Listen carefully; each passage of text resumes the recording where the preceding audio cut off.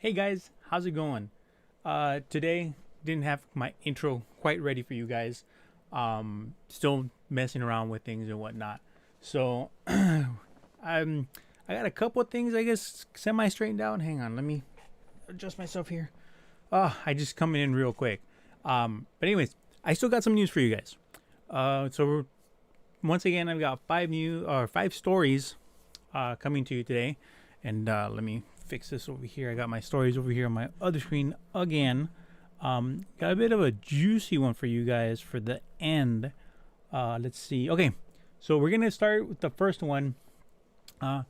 There's, you know, there's been a lot of stuff going on with sustainability the last couple of decades, actually, as we're trying to make materials a little better, a little more resilient so that they last longer and we can also reuse them. There's a couple of things that we can reuse as of now. I mean, wood can be recycled, somewhat reused. I guess we can recycle it and make boards and things like that. And then we also have, what else do we have? Concrete, as you know, is very resilient. It'll last a long time, but it can also be recycled and reused very easily. So, and then the last thing is one of the most recyclable materials that we have at our disposal is steel or metals.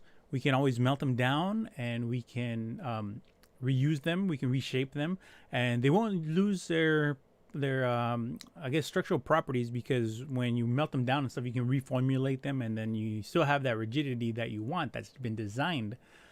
So that being said, there's a company in, gosh, I want to say in Sweden. I totally forgot. I blanked out now. But they're called H2 Green Steel. H2 because they're going to be using hydrogen. They're going to be full 100% hydrogen from the heating to using it in the steel. Because if you guys know, in the manufacturing process for steel, they use something called coke. And that coke is actually just plain carbon, where they take, byproducts from other places and whatnot, and they burn it even more so that they're left with literally just carbon. They burn off all the impurities. So then they use that to and put it in the steel. But you can do the same thing with hydrogen, apparently. So what they're going to be doing is they're going to be rolling out what they want to do. They want to be up and running by 2024. And what they're going to do is, or what they're claiming is, that they're going to be the world's first largest, the world's first large scale fossil free steel plant producing hot rolled, cold rolled, and galvanized steel. And or coils, I guess. Yeah, that's right, coils. Now, as of right now, they have a working budget of $3 billion to get this done. So like I said, they want to get up and running by 2024. And they're going to be using hydrogen that was produced using only renewable energy. Let's see, they want to, so by the time they get, so in 6 years from their inception or from their opening, so that would be in 2030, they want to be able to output 5 million tons of steel annually. Now, I don't know if they're going to increase that as they go, or build other facilities in other parts of the world. I don't know what the plan is yet. This is pretty much all that we know right now. Let's see. And so, yeah, this came from a news outlet called New Atlas. They have some construction news on there. Sorry, guys, I'm probably going to be making this a quick one today. The next one, it actually affects pipelines. It's a natural gas, the LNG, the liquid natural gas pipeline in British Columbia. Chevron Canada, along with who was it? The Apache Canada is another fuel company that is up there. They went in on a joint venture in order to build this 293-mile pipeline. 293 pipeline, and it's on the Pacific Trail pipeline in British Columbia, or it's called the Pacific Trail pipeline in British Columbia. And so I guess a couple years ago, I think it was in 2019. Yes, 2019. Chevron actually put their share of this joint venture out for sale. They didn't want to be part of it anymore for some reason. So what they're doing is, or like I said, they put it out there, no one bid. So now they want to get out. But they're not just going to leave them high and dry. As of right now, they've cut most of the funding, but they're still paying for a couple of things, maintenance-wise and whatnot, to keep the project alive until someone can come step in and take over for their portion of the work. But they're not actively pumping money into development and everything. Now, there's still also, I guess they're called trains that carry the natural gas around now, and they need stations. So, or, a plant, pretty much a processing plant. So in Canada, there's actually a different company that's in charge of building this plant. That is still a go. They're still actively constructing the plant so that they can be ready for when the pipeline is completed. That funding is still there by the other, and commitment really by the other company. Oh shit. Sorry guys. I actually meant to be putting this up. That was story number 2. That way you guys can see also what it is that we're talking about. What do we got next? There's that one. That's story number 2. Man, I'm sorry guys. I gotta scroll around because I don't. Okay. So, I think it was last week or the week before. I was talking about Wendy's expanding. They're taking advantage of a lot of their competitors. The smaller restaurants and whatnot that were, had to shut down, and so it was shrinking the market. So they wanted to, take advantage of it and expand. Well, here in the retail, let me hit that right there. I'll have to get used to this. I got a new little toy. But anyways, so Dollar General, the retailer, that they sell, they're not cheap things, but it's pretty much a bargain center, Dollar General. They're looking to expand. Right now, as of right now, they want to build another 1,050 stores so that they can expand, throughout the year, so that they can expand and have a little bit over 17,000 stores. But that's not where they're stopping, guys. In the near future, they want to be able to double that number. Not the 1,000 number, but the 17,000 number.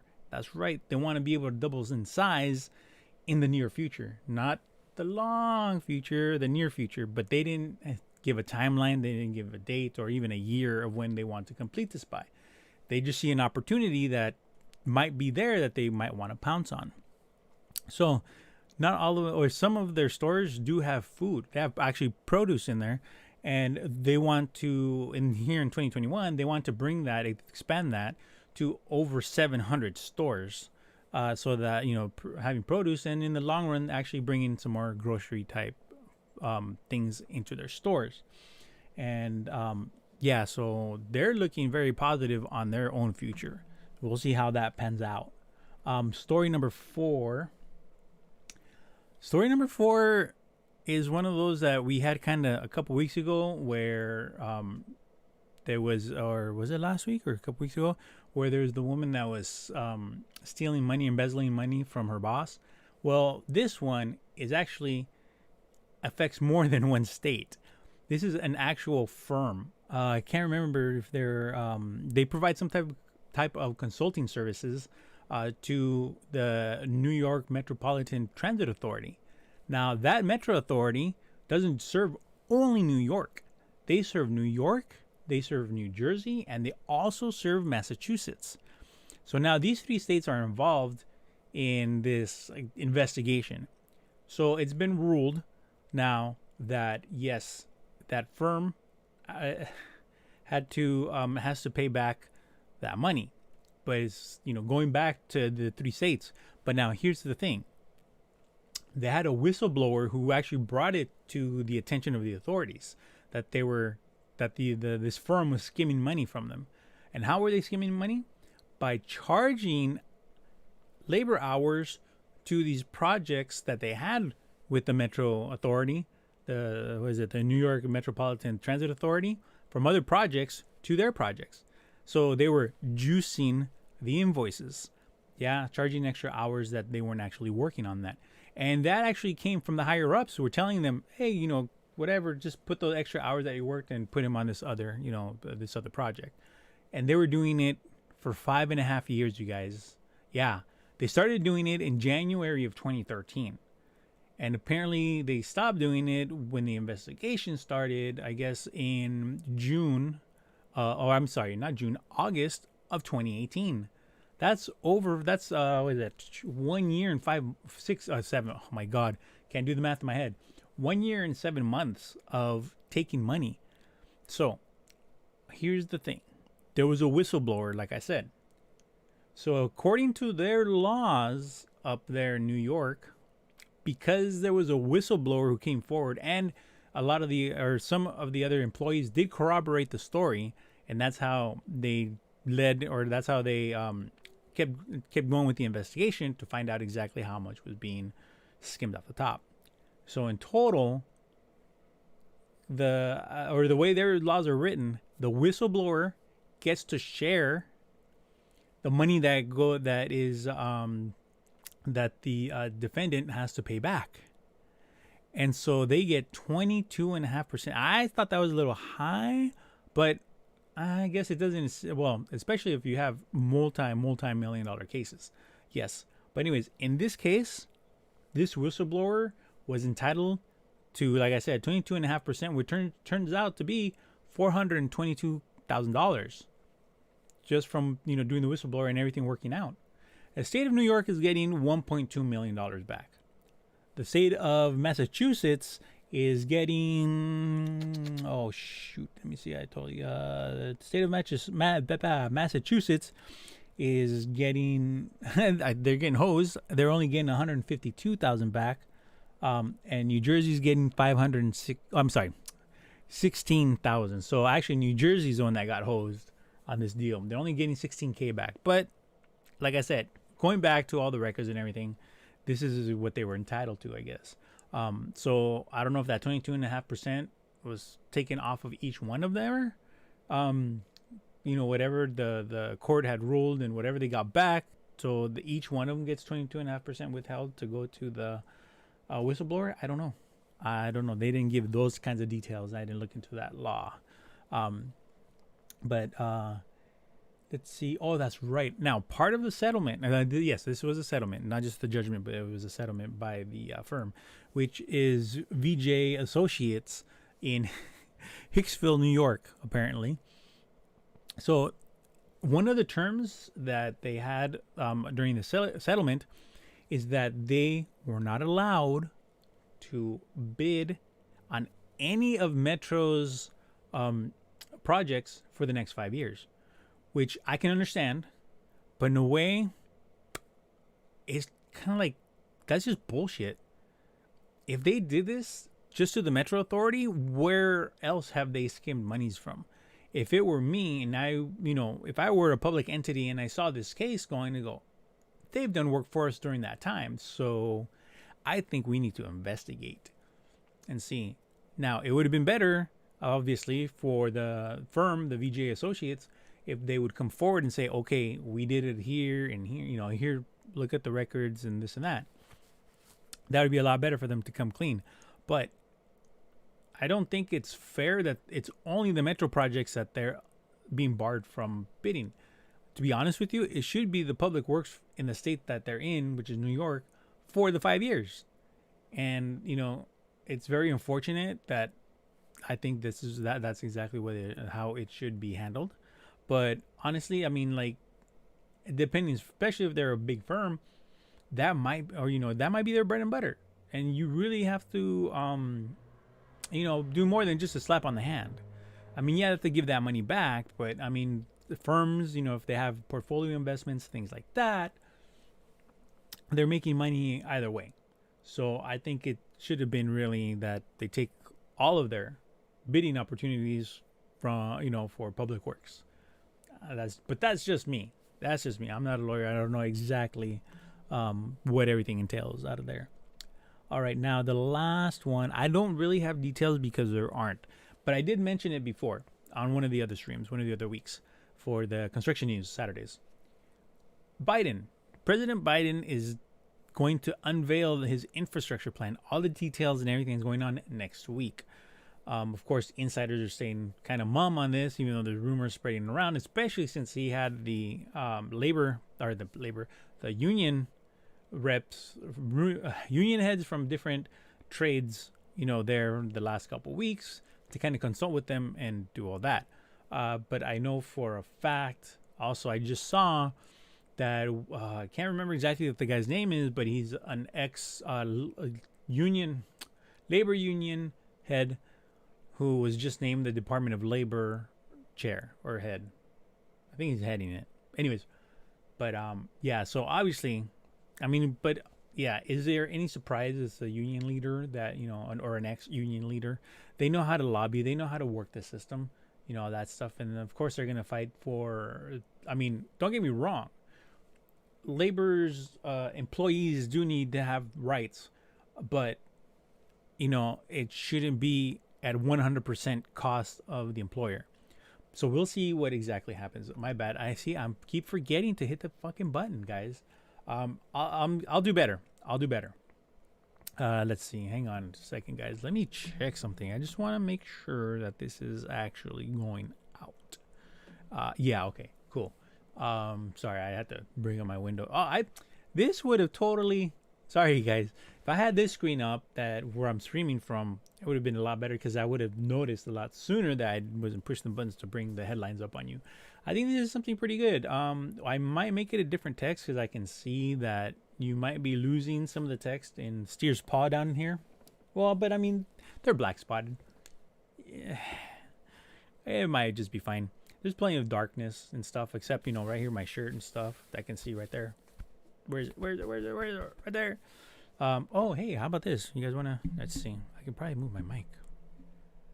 Nah, you're going to see that. It's not much of a difference. Anyways, coolio. All right.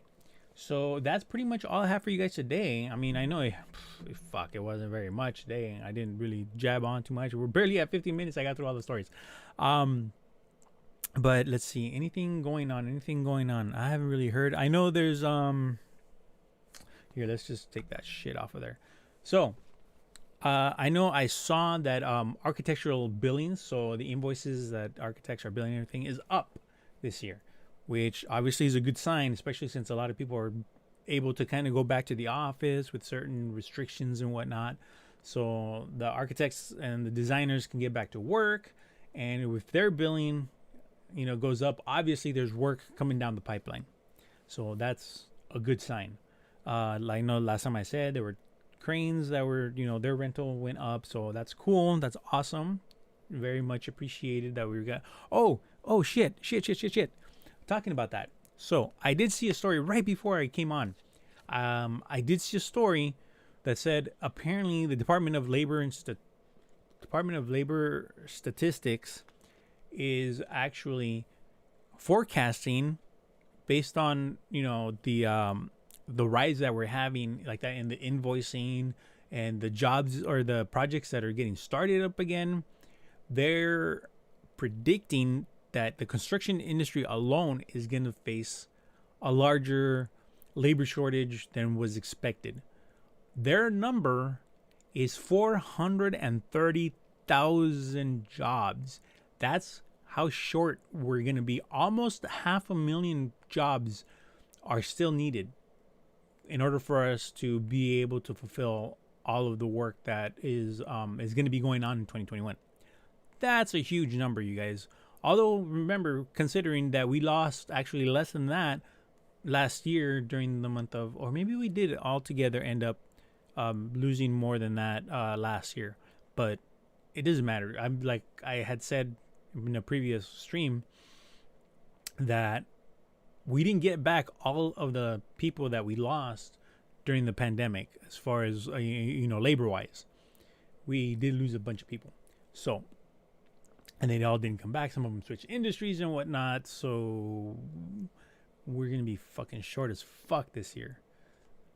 So some projects are going to just end up getting delayed. There's just no way around it. All right, let's see what else we got. You know what? Fuck it. Let's do this shit live. Let's see. Let's get the... it's right in front of me, actually. Let's see. Yeah. Biden.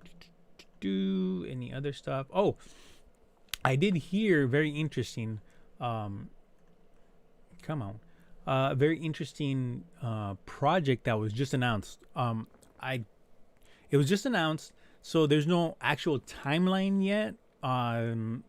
There's no story really, other than a few details. So from what I gathered, this is going to be happening in Rancho Mirage, California. So in my state, Rancho Mirage, I want to say it's about an hour drive from where I am in Orange County. I believe Rancho Mirage is in LA County. Might be, yeah, I'm pretty sure it's LA County. Anyways, so this is going to be the world's first net zero building neighborhood that is going to be 100% 3D printed. Apparently 100% 3D printed. Of course, there's certain things that you can't have 3D printed, as like the underground utilities. I mean, in a way you could, but that would be way too expensive. And I honestly don't know if this is just an experiment, but they actually do have a designer and a builder on board. So this is going to be very interesting. So if all this stuff is going to be 3D printed, obviously they still have to put it together, I think is what it is. All they're going to 3D print most of the components, and they're going to have labor to put it up, because if you're going to 3D print an entire house, that's going to be a little difficult, having that giant ass thing. Of course, I have seen 3D printers print concrete houses, concrete walls, which of course is not really a printer, as far as, you know, they mix the they put all the components of concrete that they want into, you know, this big vat and whatnot, and so the thing goes back and forth. So it mixes the concrete. You put everything in there, it's mixing the concrete, and, you know, it's layering it as it pretty much goes back and forth. And so then, you know, it's pretty much like that, layer by layer. It goes back just like a 3D printer would do, a layer and layer of hot plastic, right? Whether it's ABS or whatever. The same concept, same thing. And I've seen it actually been done with foundations and walls. So it's going to be very interesting to see how this whole thing plays out. But like I said, all they did was announce it. I think it was either yesterday or the day before. So that's all we know. That's all we know. We don't have any other type of information on this thing. And then I also heard that the government also extended the pay, which is, I mean, the PPP, the Paycheck Protection Program, until May 31st for applications. Let's see what else. Google. Oh man, I should have done this one. Apparently, Google is committing $7 billion to invest into data centers in 2021. Yeah, for this year. Which is funny because there's some shit going on YouTube that some creators are just being demonetized for stupid shit. I don't know. You know, I'm not there yet. I'm not monetized or anything like that. So, and I don't, you know, I don't say any stupid shit or bully or anything like that. So I don't know. But anyways, it's kind of funny that they're investing this money into buildings and shit, but they can't put, you know, a couple teams together like around the world and pay them to kind of police, you know, monitor the things so that the AI doesn't pick up bad information, you know, and they review some of the stuff. Like if the AI flags it and is pretty bad flag, it should have, you know, human review, not just the computer saying, oh, you said some words that we don't like. Let's see. Oh, contractors' revenue expected to rise. Yep. Of course, we know, because people are getting back to work and whatnot. This is what's going on. The contractors are getting more. I mean, with the billing, then their revenue is going to rise because they've got more work to do. Of course, there's only so much work you can do with your own labor force if you don't have other people to hire. That's why the shortage is going to kind of keep, even though their revenue expectations are up, doesn't mean that the revenue is going to go up, because if they can't man the jobs, then they're not going to get completed. That means they're not going to get billed, and then they're not going to receive money. So, yeah. But of course, without employees, you can't start the whole process either. Let's see. Yeah, we talked about the PRO Act, and that's going to make certain changes to certain states, and contractors, how contractors do business with the, you know, with the government. Let's see. Yeah, no surprise here. Retail, office, and apartment sectors in construction, they were hit hard by the pandemic. I mean, Weren't we all? A lot of us were. A lot of the companies were. I mean, you know, there's nothing new. Let's see. Tutor Perini. Oh, that.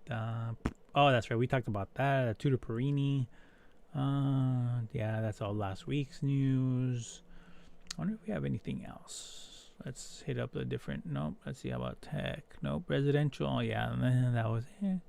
The AGC. Yeah, Association of General Contractors, right? Yeah. Oh yeah, we asked Biden for relief from rising lumber prices, but I mean, we all know when when regulations kick in and this and that. I mean, there's just nothing much we can do. Uh, that's the industry being the industry. So let's see what else we got. What else we got? Yeah, I think that's about it. Nothing really. Yeah, here it is. Construction will face a labor gap of 430,000 workers this year. That's what it is. According to the Association of Builders and Constructors. That's who it was. It wasn't the Department of Labor. I'm sorry, guys. That was total fuck up on my part. The Association of Builders and Constructors. They're the ones that But who else? Who else better than people in the industry to tell us that this is going to happen? And that's just the way it is. And since some of the people didn't come back, then we're facing a shortage, and it's very unfortunate if those people who didn't come back were people close to retiring and stuff, that they could have spread their knowledge. But since they didn't come back, they retired. Then we're not going to have that opportunity anymore, or apprentices won't have that opportunity anymore. So that kind of drags. Let's see. I think that's honestly it for now. There's all kinds of other stuff going on around the world. I get some stuff from Africa also, but it's like these really hard to name places, and of course, what do they do? It's it's their infrastructure and things and projects going on around their place. But I did see some of them. It's like they figured out some people are stealing money. I'm like, the government officials, what's new? Honestly, what's new? It'd be nice, for them to actually do that, to actually, use the money for what it's for and doing their building things and whatnot. So, but we'll see. We'll see what happens. What else? Anything else going on around the country? Let's see. We talked about the pipelines. Yeah, a while ago, Biden put a stop to the Keystone pipeline coming down from Canada. I think we're still fracking up north. Let's see. Yeah, so everything looks fine. Yeah, I don't know, guys. That's it. That's all I have right now. Yeah, so if you guys, hit me up on Twitter, or you guys can send me the send me an email. And the Twitter handle is T as in Tom, G C P M. What? Yeah. Oh man, I totally fucked that one up. So it's tcpmzone. Oh my god. T as in Tom, C as in cat, P as in Paul, M as in Mary, and then zone. Right.